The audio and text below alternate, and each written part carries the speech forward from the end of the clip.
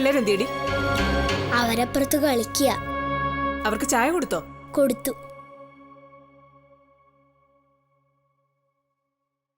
നീ ഇന്നലെ നിന്റെ ടീച്ചറിനോട് പറഞ്ഞോ ഞാൻ നിന്റെ പെറ്റമ്മയല്ലെന്ന്? ആ പറഞ്ഞു. ഇതൊക്കെ നാട് നീളെ വിളിച്ചു പോവാൻ നിന്നോട് ആര് പറഞ്ഞടി? എന്റെ ക്ലാസ് ടീച്ചറോടും ഹെഡ് മാസ്റ്ററോടും മാത്രമേ ഞാൻ പറഞ്ഞുള്ളൂ. അത് എന്തിനു പറഞ്ഞു എന്നാ ഞാൻ ചോദിച്ചത്?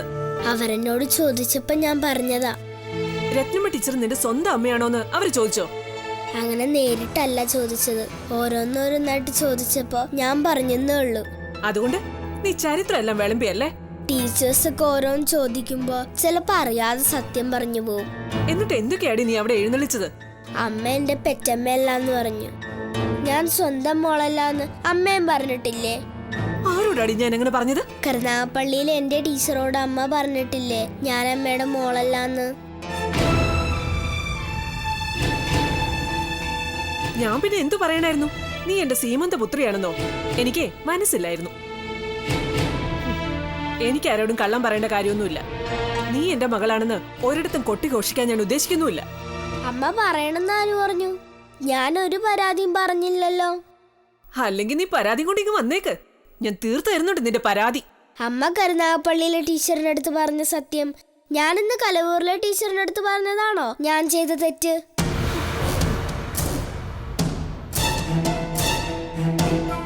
നീ എന്റെ തെറ്റ് ശരിയൊന്നും പഠിപ്പിക്കണ്ട കേട്ടോ.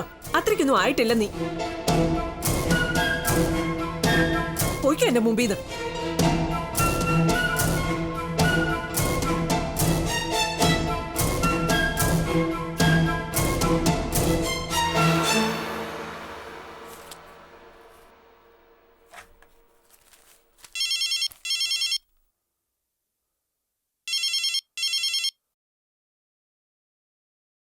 ആ എന്താ രത്നമ്മേ? എനിക്ക് തീരെ സുഖമില്ല വിജയേട്ടാ. എന്തു പറ്റി? പനിയും നടുവേദനയും തലവേദനയുണ്ട്. അതെന്താ? നാളെ ജാനിമോൾക്ക് എവിടെയെങ്കിലും മത്സരത്തിന് പോണോ? എന്നെ കൊണ്ടൊന്നും പറയിക്കല്ലേ വിജയേട്ടാ.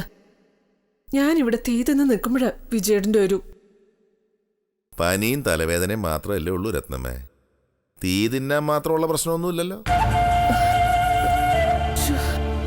പനി മാത്രമല്ല വിജയേട്ടാ, ദേഹത്ത് അവിടെ ഇവിടെ ചുവന്ന തടിപ്പ് പോലെ. എന്തെങ്കിലും അലർജിയോ മറ്റാണോടി? അതൊന്നും അല്ല വിജയേട്ടാ, ചിക്കൻ ബോക്സ് ആണെന്ന് എന്റെ പേടി. നിനക്ക് ചെറുപ്പത്തിൽ ചിക്കൻ ബോക്സ് വന്നിട്ടുണ്ടോ?